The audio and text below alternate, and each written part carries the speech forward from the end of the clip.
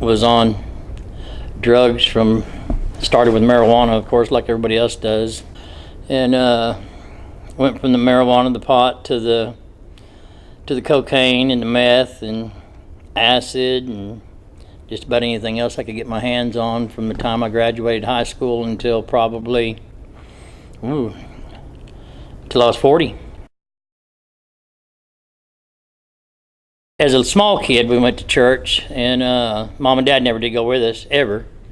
And then I was out of church for a pretty good while, and then in my late high school years, probably starting about sophomore, junior, my shop teacher, Mr. Morgan, was a preacher, pastor, and kind of mentored me, and I got back into church through then until I got out of high school, and then I started my wild and woolly ways after I got out of high school. But it was a 7-year stretch in that I never was straight. I was always high, up 7, 8, 9, 10 days at a time. The classic story, everything I had went up my nose. Lost my children, my family, my wife, my house. Ended up homeless. Living in a so-called friend's backyard in a flat-bottom boat. And my sister came and got me, Linda.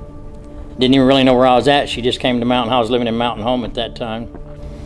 Linda, when she came up and got me, when I was homeless, and basically on the streets or in the woods, however you want to put it, was not judgmental.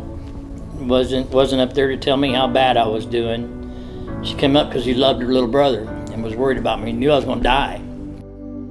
Linda and RC just loved on me.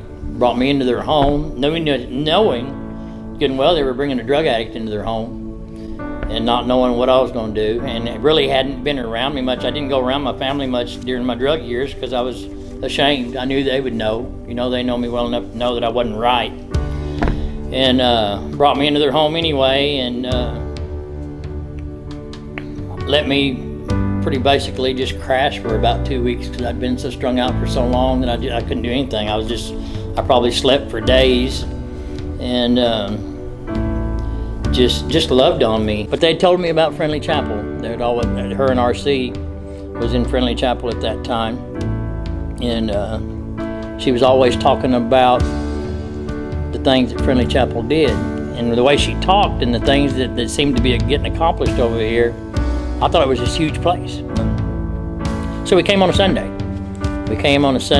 And really enjoyed it. The people were just fantastic. The spirit was there. Of course, I probably cried halfway through it, being under conviction.